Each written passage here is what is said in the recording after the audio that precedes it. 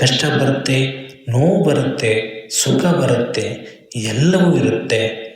ಆದರೆ ಒಂದಲ್ಲ ಒಂದು ದಿನ ಪ್ರೀತಿಯ ಕೇಳುಗರೆ, ನೀವು ಕೇಳುತ್ತಾ ಇದ್ದೀರಾ ಮಾಹಿತಿ ಖಜಾನೆಯಿಂದ ಪ್ರಸಾರವಾಗುತ್ತಿರುವ ಕಾರ್ಯಕ್ರಮಗಳನ್ನು.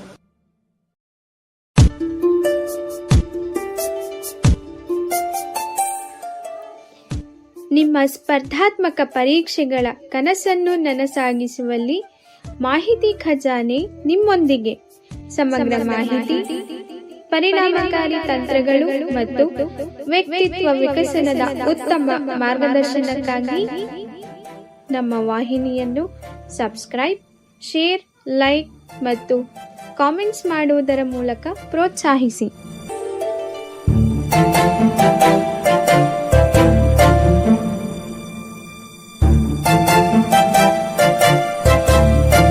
ಪ್ರೀತಿಯ ಕೇಳುಗರೆ, ತಮ್ಮೆಲ್ಲರಿಗೂ ನಮಸ್ಕಾರ. ಮಾಹಿತಿ ಖಜಾನೆಯ ಗಾನಯಾನ, ವಿವಿಧ ಅಮೂಲ್ಯ ಚಲನಚಿತ್ರಗಳ ವಿವಿಧ ಗೀತೆಗಳ ವಿಶ್ಲೇಷಣಾತ್ಮಕ ಕಾರ್ಯಕ್ರಮ ಸರಣಿಗೆ ಪ್ರೀತಿಯ ಸ್ವಾಗತ. ಇವತ್ತು ನಾವು ಯಾವ ಚಿತ್ರದ ಗೀತೆಯನ್ನ ಆಯ್ಕೆ ಮಾಡಿಕೊಂಡಿದ್ದೀವಿ ಅಂತ ನೀವೆಲ್ಲರೂ ಕೂಡ ಯೋಚನೆ ಮಾಡ್ತಾನೆ ಈ ಹಾಡಿನ ಒಂದು ತುಣುಕನ್ನ ಕೇಳಿ. ನುಡಿಗೂ ನಡೆಗೂ ಸಂಬಂಧ, ರೀತಿ ನೀತಿ ನಿತ್ಯ ಶ್ರೀಗಂಧ.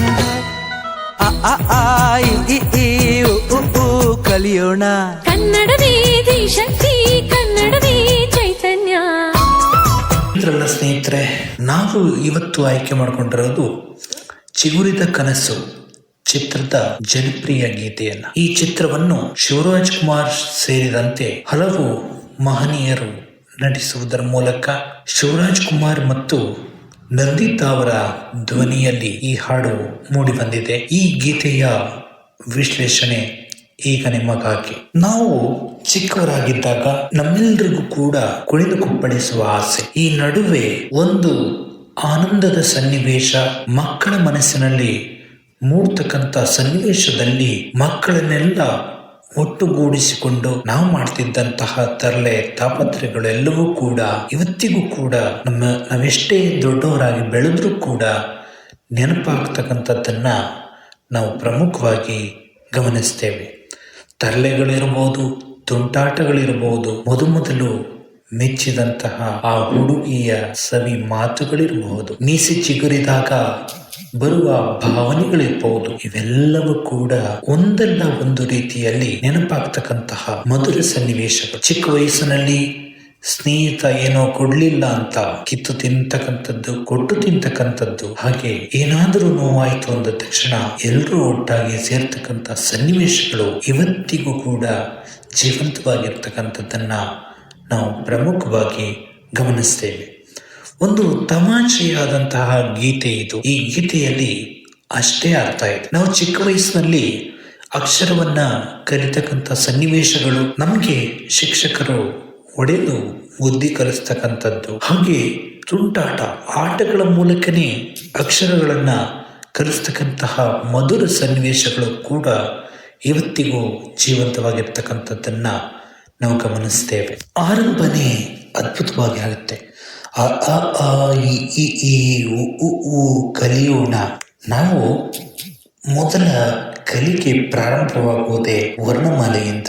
ಈ ವರ್ಣಮಾಲೆ ಅಂತಕ್ಕಂಥದ್ದು ಪ್ರತಿ ವ್ಯಕ್ತಿಯ ಒಂದಿಷ್ಟು ಭಾವನಾತ್ಮಕ ಸನ್ನಿವೇಶಗಳನ್ನ ಪೋಣಿಸುವುದಕ್ಕೂ ಮೊದಲು ತಾಯಿಯ ಮಧುರ ಆ ಧ್ವನಿ ಕೇಳಿ ಬರುತ್ತೆ. ಅಮ್ಮ ಅಂತಕ್ಕಂತಹ ಮಾತು ಮಗು ಕಲಿಬೇಕು ಅಂದ್ರೆ ಮೊದಲು ಆ ಅನ್ನುವಂತಹ ಅಕ್ಷರವನ್ನ ಕಲಿಬೇಕು. ಯಾವತ್ತೂ ಕೂಡ ಒಂದು ಮಗುವಿಗೆ ನೋವಾಯಿತು ಅಂದ್ರೆ ಅದು ತನ್ನ ಮಾತೃಭಾಷೆಯಲ್ಲಿ ಅಮ್ಮ ಅನ್ನುವಂತಹ ಪದವನ್ನ ಬಳಸುತ್ತೆ. ಆ ಪದ ಇವತ್ತಿಗೂ ಕೂಡ ಸಾಕಷ್ಟು ಜನರಿಗೆ ಒಂದು ಭಾವನಾತ್ಮಕ ಸನ್ನಿವೇಶಗಳನ್ನ ಸೃಷ್ಟಿಸಿಕೊಟ್ಟಿರ್ತಕ್ಕಂಥದ್ದನ್ನ ನಾವು ಗಮನಿಸ್ತೇವೆ. ಕನ್ನಡವೇ ನಿಶಕ್ತಿ, ಕನ್ನಡವೇ ಚೈತನ್ಯ. ಈ ಅಕ್ಷರ ಕಲಿತ ನಂತರ ಬರ್ತಕ್ಕಂಥದ್ದು ಆಯಾ ಮಗುವಿನ ಮಾತೃಭಾಷೆ. ಕರ್ನಾಟಕದಲ್ಲಿ ಕನ್ನಡ. ಈ ಕನ್ನಡದ ಆ ಕಂಪನ್ನ ಇಡೀ ಸಾಹಿತ್ಯ ಲೋಕಕ್ಕೆ ಹರಡೋಣ ಅಂತಕ್ಕಂತಹ ಮಾತನ್ನ ಇಲ್ಲಿ ಲೇಖಕರು ಹೇಳ್ತಾರೆ. ಪ್ರಮುಖವಾಗಿ ಆ ಸಾಹಿತ್ಯ, ಆ ಸೃಷ್ಟಿ, ಆ ಚೈತನ್ಯ ಇವೆಲ್ಲವೂ ಕೂಡ ಮಗುವಿಗೆ ಬರಬೇಕು ಅಂದರೆ ಮಾತೃಭಾಷೆಯಲ್ಲಿ ಶಿಕ್ಷಣವನ್ನ ಪಡೀತಕ್ಕಂಥ ಪ್ರಯತ್ನವನ್ನು ಮಾಡಬೇಕಾಗತ್ತೆ.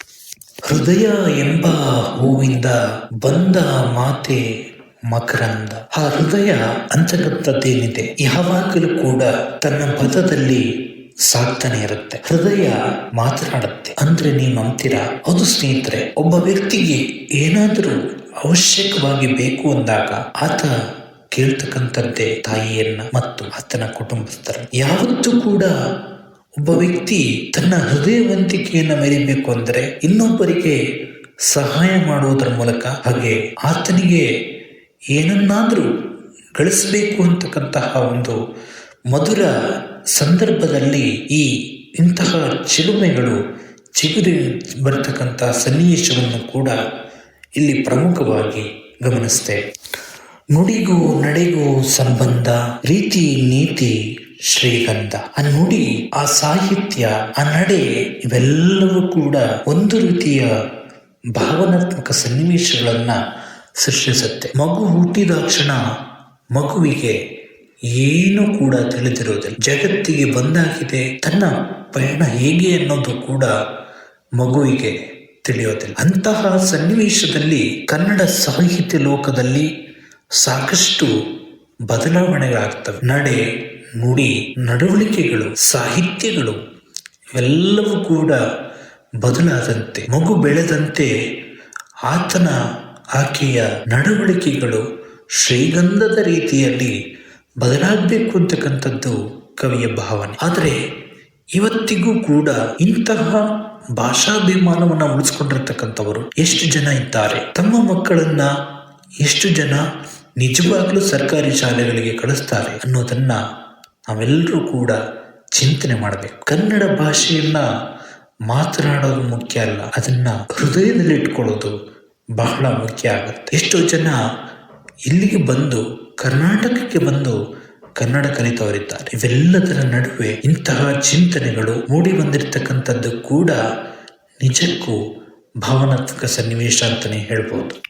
ಇನ್ನು ಪ್ರಮುಖವಾಗಿ ಈ ಗೀತೆಯಲ್ಲಿ ಒಂದಿಷ್ಟು ಕಲೆಗಳ ಮಹತ್ವವನ್ನು ಕೂಡ ಅಳವಡಿಸಿಕೊಂಡಿದ್ದಾರೆ. ಅದರಲ್ಲಿ ಚರಣಕ್ಕೆ ಹೋಗ್ತಾ ಹೋಗ್ತಾ ಬರ್ತಕ್ಕಂತಹ ಆ ಒಂದು ಕರಾವಳಿ ಪ್ರದೇಶದ ದೈವ ಆರಾಧನೆಯ ಒಂದು ಮಾತುಗಳು, ಹಾಗೆ ಅದನ್ನೆಲ್ಲ ನಾವು ಪ್ರಸಾರ ಮಾಡೋದಕ್ಕಾಗಲ್ಲ.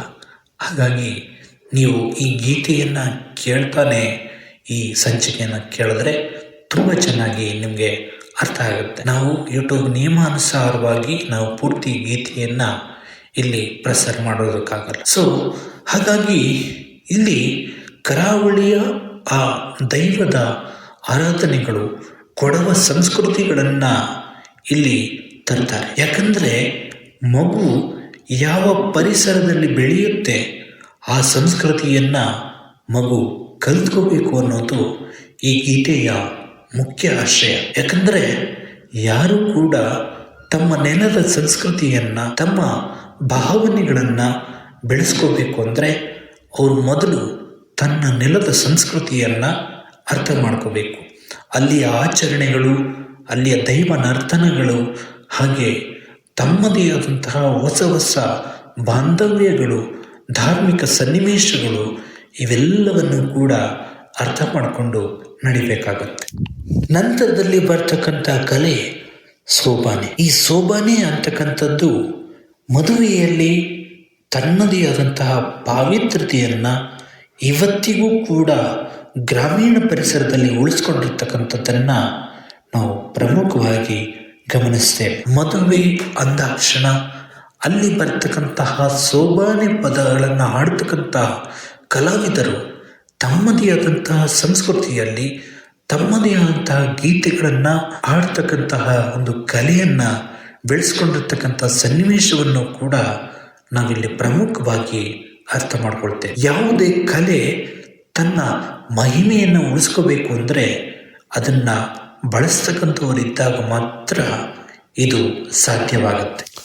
ಜಿಗಿದು ಜಿಗಿದು ಕುಣಿದು ಕುಣಿದು ಬನ್ನಿ ದುಡಿಯೋಣ. ಈ ಸಾಲು ಯಾವತ್ತಿಗೂ ಕೂಡ ತಮ್ಮ ಹೊಸ ಚೈತನ್ಯವನ್ನು ಉಳಿಸ್ಕೊಂಡಿರ್ತಕ್ಕಂಥದ್ದು. ಮಕ್ಕಳಿಗೆ ಕಲೆಯ ಜೊತೆನೆ ದುಡಿಮೆಯನ್ನು ಕೂಡ ಚಿಕ್ಕ ವಯಸ್ಸಿನಿಂದನೇ ಕಲಿಸ್ಬೇಕು. ಯಾಕಂದ್ರೆ ಚಿಕ್ಕ ವಯಸ್ಸಿನಿಂದನೇ ಕಾರ್ಮಿಕರನ್ನಾಗಿ ಬಳಸ್ಕೋಬೇಕು ಅಂತಲ್ಲ, ಬದಲಾಗಿ ತನ್ನ ಕೆಲಸಗಳು ಏನು ಅನ್ನೋದನ್ನ ಮಕ್ಕಳಿಗೆ ಅರ್ಥ ಮಾಡಿಸಬೇಕು. ಆಗಿನ ಕಾಲದಂತೆ ಇವತ್ತು ಇಲ್ಲ. ಆಗಿನ ಕಾಲದಲ್ಲಿ ಸೋಬಾನ ಪದ ಅಂದ್ರೇನು, ಹಾಗೆ ಜಾನಪದ ಸಾಹಿತ್ಯ ಅಂದ್ರೇನು, ಕನ್ನಡ ಸಾಹಿತ್ಯ ಅಂದ್ರೇನು ಅನ್ನೋದನ್ನ ಗ್ರಾಮೀಣ ಪರಿಸರದಲ್ಲಿ ಅಜ್ಜ ಅಜ್ಜಿ ಹೇಳ್ಕೊಡ್ತಾ ಇದ್ರು. ಆದರೆ ಇವತ್ತು ಅಜ್ಜ ಅಜ್ಜಿಯನ್ನ ನಾವು ವೃದ್ಧಾಶ್ರಮಕ್ಕೆ ತಳ್ತಾ ಇದ್ದೀವಿ. ಇದು ಎಷ್ಟರ ಮಟ್ಟಿಗೆ ಸರಿ ಅನ್ನೋದನ್ನ ನಿಮಗೆ ನೀವೇ ಪ್ರಶ್ನೆ ಮಾಡಿಕೊಂಡಾಗ ಮಾತ್ರ ಈ ಪ್ರಶ್ನೆಗೆ ಉತ್ತರ ಸಿಗೋದಕ್ಕೆ ಸಾಧ್ಯ. ಇನ್ನು ದುಡಿಮೆ ಅಂತಕ್ಕಂಥದ್ದು ಪ್ರತಿ ವ್ಯಕ್ತಿಯ ತನ್ನ ಜೀವನವನ್ನು ರೂಪಿಸಿಕೊಳ್ತಕ್ಕಂಥ ಸನ್ನಿವೇಶದಲ್ಲಿ ಬರ್ತಕ್ಕಂತಹ ಒಂದು ಆಯುಧವಾಗಿ ನಾವು ಗುರುತಿಸ್ತೇವೆ. ಕಡಲ ತೆರೆಯ ತರ ಸರಿದು ಬನ್ನಿ ಸೇರೋಣ. ಕಡಲ ತೆರೆಯ ರೀತಿಯಲ್ಲಿ ನಾವು ಸರಿದು ನಾವೆಲ್ಲ ಒಟ್ಟಾಗಿ ಸೇರೋಣ. ಚಿಕ್ಕ ವಯಸ್ಸಿನಲ್ಲಿ ನಮ್ಮವ್ರು ಯಾರು ಬೇರೆಯವ್ರು ಯಾರು ಅನ್ನೋದಂಥ ಭೇದ ಭಾವವನ್ನ ಮಕ್ಕಳಲ್ಲಿ ಸೃಷ್ಟಿಸೋದಿಲ್ಲ. ಎಲ್ಲರೂ ಕೂಡ ಒಟ್ಟಾಗಿ ಬದುಕ್ತಾರೆ, ಒಟ್ಟಾಗಿ ಆಟ ಆಡ್ತಾರೆ. ಪ್ರಮುಖವಾಗಿ ಅವತ್ತು ಯಾವ ಜಾತಿ ಯಾವ ಕುಲ ಅನ್ನೋದು ಮಕ್ಕಳಿಗೆ ಗೊತ್ತಿರಲ್ಲ. ಆದರೆ ದೊಡ್ಡವರು ನಾವು ಅದನ್ನು ತುಂಬಿಡ್ತೀವಿ. ನೀನು ಹೋಗ್ಬೇಡ, ಅವ್ರ ಜೊತೆ ಆಟ ಆಡಬಾರ್ದು, ಅವರು ಮೇಲ್ವರ್ಗದವರು, ಅವರು ಕೆಳವರ್ಗದವರು ಅಂತಕ್ಕಂಥ ಭಾವನೆಯನ್ನು ಬೆಳೆಸಿ ಮಕ್ಕಳ ಮನಸ್ಸನ್ನು ಹಾಳು ಮಾಡ್ತಾ ಇದ್ದೆ. ಇವತ್ತು ಮೈದಾನ ಇದ್ರೂ ಕೂಡ ಆಟ ಆಡೋದಕ್ಕೆ ಬಿಡಲ್ಲ. ಯಾಕಂದ್ರೆ ಆಟ ಆಡಬಾರ್ದು ಅಷ್ಟೇ. ಯಾಕೆ ಆಟ ಆಡಬಾರ್ದು ಅಂತ ಕೇಳೋರಿಲ್ಲ. ಯಾಕಂದ್ರೆ ಇವತ್ತು ರಕ್ಷಣೆಯಲ್ಲಿಯೂ ಕೂಡ ಸ್ವಲ್ಪ ಸವಾಲುಗಳು ಉಂಟಾಗಿರ್ತಕ್ಕಂಥದ್ದು. ಕೆಟ್ಟ ಕೆಟ್ಟ ರೀತಿಯಲ್ಲಿ ಹೆಣ್ಣು ಮಕ್ಕಳನ್ನು ಬಳಸ್ಕೊಳ್ತಾ ಇರ್ತಕ್ಕಂಥ ಸನ್ನಿವೇಶಗಳು ಕೂಡ ಇವತ್ತು ಹುಟ್ಕೊಂಡಿರೋದ್ರಿಂದ ಯಾರು ಕೂಡ ಧೈರ್ಯ ಮಾಡಲ್ಲ. ಮಣ್ಣನ್ನು ಹೊನ್ನು ಮಾಡೋಣ, ಇನ್ನು ಹಸಿರಾಗಿಸೋಣ ಈ ತಾಯಿಯನ್ನು. ನಾವು ಮಣ್ಣಿನ ಮಹತ್ವವನ್ನು ಮಕ್ಕಳಿಗೆ ಅರ್ಥ ಮಾಡಿಸ್ಬೇಕು. ಮಣ್ಣು ಅಂದರೆ ಏನು, ಮಣ್ಣಿನ ಮಹತ್ವ ಏನು, ಮಣ್ಣನ್ನು ಹೊನ್ನು ಮಾಡೋದು ಹೇಗೆ, ಕೃಷಿ ಅಂತಕ್ಕಂಥದ್ದನ್ನು ಹೇಗೆ ಮಕ್ಕಳು ಅಳವಡಿಸ್ಕೋಬೇಕು ಅನ್ನೋದನ್ನು ಅರ್ಥ ಮಾಡಿಸ್ಬೇಕು. ತಾಯಿಯನ್ನು ಹಸಿರಾಗಿರ್ತಕ್ಕಂಥ ಸನ್ನಿವೇಶ ಅಂದರೆ ಹಸಿರು ಪರಿಸರವನ್ನು ಉಳಿಸ್ಬೇಕು, ಬೆಳೆಸಬೇಕು. ಗಿಡ ಮರಗಳನ್ನು ನೆಡೋದ್ರ ಮೂಲಕ ಸಾಲು ಮರದ ತಿಮ್ಮಕ್ಕನ ರೀತಿಯಲ್ಲಿ ಆಗದೇ ಇದ್ರೂ ಕೂಡ ನಾವು ನಮ್ಮ ರೀತಿಯಲ್ಲೇ, ನಾನು ಸಾಕಷ್ಟು ಸಂಚಿಕೆಗಳಲ್ಲಿ ಹೇಳಿದ್ದೀನಿ, ನಿಮ್ಮ ಹುಟ್ಟುಹಬ್ಬದ ದಿನ ಒಂದು ಗಿಡಗಳನ್ನು ನೆಡೋದ್ರ ಮೂಲಕ ಅಲ್ಲಿ ರೋಡ್ನಲ್ಲಿ ಮಧ್ಯ ರೋಡ್ನಲ್ಲಿ ಇಟ್ಟು ಕೇಕ್ ಕತ್ತರಿಸ್ತಕ್ಕಂಥದ್ದು, ಪಟಾಕಿ ಹೊಡಿತಕ್ಕಂಥದ್ದು, ಇವುಗಳನ್ನ ಮಾಡೋ ಬದಲು ಒಂದು ರೋಡ್ ಸೈಡ್ನಲ್ಲಿ ಒಂದು ಗಿಡವನ್ನು ನೆಟ್ಟು ದಿನನಿತ್ಯ ನೀರಾಗ್ತಾ ಅದನ್ನು ಪೋಷಣೆ ಮಾಡಿದ್ರೆ ನಿಜಕ್ಕೂ ಕೂಡ ನಿಮಗೆ 100 ವರ್ಷ ಆಗೋದ್ರೊಳಗಡೆ 100 ಗಿಡ ನಮ್ಮ ಸುತ್ತಮುತ್ತ ಬೆಳೆಯೋದಕ್ಕೆ ಸಾಧ್ಯ ಆಗುತ್ತೆ ಸ್ನೇಹಿತ. ಹಾಗಾಗಿ ಇನ್ನಾದರೂ ಎಚ್ಚೆತ್ತುಕೊಳ್ಳಿ. ನಮ್ಮ ಪರಿಸರವನ್ನು ನಾವೇ ಉಳಿಸಬೇಕೆ ಹೊರತು ಬೇರೆ ಯಾರೂ ಉಳಿಸೋದಕ್ಕೆ ಬರಲ್ಲ. ಸುಂದರ ಸ್ವರ್ಗಾನ ಇಳಿಗೆ ಇಳಿಸಿ ಬಿಡುವ ಬೆರೆತು ಆ ಸ್ವರ್ಗವನ್ನು ನಾವು ಭೂಮಿಗೆ ಇಳಿಸ್ಬೇಕು. ಕೊಡಗಿಗೆ ಹೋದ್ರೆ ತಣ್ಣನೆ ಗಾಳಿ ಬೀಸ್ತಾ ಇರುತ್ತೆ. ಇನ್ನು ಮಲೆನಾಡಿಗೆ ಹೋದ್ರೆ ಅಲ್ಲಿನ ಸೌಂದರ್ಯವೇ ಬೇರೆ. ಕರಾವಳಿಯ ಪ್ರದೇಶಕ್ಕೆ ಹೋದ್ರೆ ಅಲ್ಲಿಯ ಸೌಂದರ್ಯವೇ ಬೇರೆ. ಇನ್ನು ಗುಲ್ಬರ್ಗ, ಗದಗ ಆ ಸೈಡ್ ಆ ಭಾಗಕ್ಕೆ ಹೋದ್ರೆ, ಉತ್ತರ ಕರ್ನಾಟಕ ಭಾಗಕ್ಕೆ ಹೋದ್ರೆ ಅಲ್ಲಿಯ ಒಂದು ವಾತಾವರಣನೇ ಒಂದು ರೀತಿ. ಎಲ್ಲವೂ ಕೂಡ ತಮ್ಮದೇ ಆದಂತಹ ಹೊಸ ಹೊಸ ವೈಶಿಷ್ಟ್ಯಗಳ ಮೂಲಕ ಸ್ವರ್ಗದ ಬಾಗಿಲುಗಳು ನಮ್ಮ ಮುಂದೆ ತೆರೆದುಕೊಂಡು ನಿಂತಿವೆ. ಇವೆಲ್ಲವನ್ನು ಕೂಡ ಇಳಿಸ್ತಕ್ಕಂಥ ಪ್ರಯತ್ನವನ್ನು ನಾವೆಲ್ಲರೂ ಕೂಡ ಸೇರಿ ಮಾಡೋದಾಗ ಮಾತ್ರ ಜಗತ್ತಿನಲ್ಲಿ, ವಿಶೇಷವಾಗಿ ನಮ್ಮ ಕರ್ನಾಟಕದಲ್ಲಿ ತಮ್ಮದೇ ಆದಂತಹ ಈ ಪರಂಪರೆಗಳು ಮುಂದಿನ ಪೀಳಿಗೆಗೂ ಕೂಡ ಉಳಿಯೋದಕ್ಕೆ ಸಹಕಾರಿಯಾಗುತ್ತೆ. ಒಲವಿರೆ ಛಲವು, ಬಲವಿರೆ ಗೆಲುವು, ಗೆಲುವಿರೆ ಛಲವು ಅಲ್ವಾ ಸ್ನೇಹಿತರೆ? ಒಲವು ಇದ್ರೆ ಮಾತ್ರ ನಮಗೆ ಬಲ ಇರುತ್ತೆ, ಬಲ ಇದ್ರೆ ಮಾತ್ರ ನಮಗೆ ಗೆಲುವು ಇರುತ್ತೆ. ಈ ಗೆಲುವು, ಬಲ, ಒಲವು, ಛಲ ಇವು ಮನುಷ್ಯ ಎಂಬ ಒಂದು ಅಂಶದ ಬೆನ್ನೆಲುಬು ಅಂತಾನೆ ಹೇಳ್ಬೋದು. ನಮ್ಮ ದೇಶದ ಬೆನ್ನೆಲುಬು ರೈತ ಆದರೆ ಮನುಷ್ಯನ ಬೆನ್ನೆಲುಬು ಇವು ನಾಲ್ಕು ಕೂಡ ಇದ್ದಾಗ ಒಂದು ವ್ಯಕ್ತಿತ್ವ ಅಂತಕ್ಕಂಥದ್ದು ತನ್ನದೇ ಆದ ರೀತಿಯಲ್ಲಿ ರೂಪುಗೊಳ್ಳೋದರ ಜೊತೆಗೆ ಜಗತ್ತಿನಾದ್ಯಂತ ಹೊಸ ಹೊಸ ಚಿಂತನೆಗಳು ರೂಪುಗೊಳ್ಳೋದಕ್ಕೆ ಸಹಕಾರಿಯಾಗುತ್ತೆ. ನೀಲಮಣಿ ಅವಳ ಮಣಿ ತುಂತುರು ತುಂತುರು ತುಂತುರು. ಈ ಮಣಿ ಯಾವಾಗಲೂ ಕೂಡ ಮಿನುಗ್ತಾ ಇರಬೇಕು. ತುಂತುರು ಮಳೆ ನಿರಂತರವಾಗಿ ಬರ್ತಾ ಇರಬೇಕು. ಅಷ್ಟೇ ಅಲ್ಲದೆ ಮನುಷ್ಯನ ಜೀವನದಲ್ಲಿ ಸಾಕಷ್ಟು ನೆಮ್ಮದಿಕರ ವಾತಾವರಣ ತುಂಬಿರಬೇಕು. ಜಲಜಲಕ ಮಧುರ ಸುಖ ನವಿಲು ಕುಂತರು ನಿಂತರು. ಆ ನವಿಲು ಅಂತಕ್ಕಂಥದ್ದು ಕುಳಿತರೂ ನಿಂತರೂ ಕೂಡ ಕುಣಿತ ಅಂತಕ್ಕಂಥದ್ದು ನಿರಂತರವಾಗಿರುತ್ತೆ. ಮನುಷ್ಯನ ಜೀವನದಲ್ಲೂ ಅಷ್ಟೇ ಕಾರ್ಯ ಕೆಲಸ ಜೀವನ ಅಂತಕ್ಕಂಥದ್ದು ನಿರಂತರವಾಗಿ ಸಾಗ್ತಾನೆ ಇರುತ್ತೆ. ಕಷ್ಟ ಬರುತ್ತೆ, ನೋವು ಬರುತ್ತೆ, ಸುಖ ಬರುತ್ತೆ, ಎಲ್ಲವೂ ಇರುತ್ತೆ. ಆದರೆ ಒಂದಲ್ಲ ಒಂದು ದಿನ ನಾನು ಈ ಜಗತ್ತನ್ನು ಬಿಟ್ಟು ಹೋಗ್ತೀನಿ ಅಂತ ಗೊತ್ತಿದ್ರೂ ಕೂಡ ಮನುಷ್ಯ ಕಿಂಚಿತ್ತೂ ಕೂಡ ಉಳಿದುಕೊಳ್ಳದೆ ದಿನನಿತ್ಯ ದಣಿವಿನಲ್ಲಿ ತೊಡಕೊಳ್ಳೋದರ ಮೂಲಕ ತನ್ನ ಜೀವನವನ್ನು ರೂಪಿಸ್ಕೊಳ್ತಕ್ಕಂಥ ಸನ್ನಿವೇಶ ನಿಜಕ್ಕೂ ಕೂಡ ವಿಸ್ಮಯ ಅನಿಸುತ್ತೆ. ಒಡಲ ತುಂಬ ಮಿಂಚೆಲ್ಲ ಸೇರಿ ಸೇರಿ ಸೇರಿ ಮನದ ತುಂಬ ಶೃಂಗಾರ ದಾರೆ ದಾರೆ. ಆ ಒಡಲ ತುಂಬ ಮಿಂಚು, ಮನದ ತುಂಬ ಶೃಂಗಾರ, ಈ ರೀತಿಯ ಒಂದು ಬಾಂಧವ್ಯಗಳು ನಿರಂತರವಾದ ಒಂದು ವಾಸ್ತವ ಸ್ಥಿತಿಯನ್ನು ಅರ್ಥ ಮಾಡಿಕೊಳ್ಳೋದಕ್ಕೆ ಸಹಕಾರ ನೀಡುತ್ತೆ.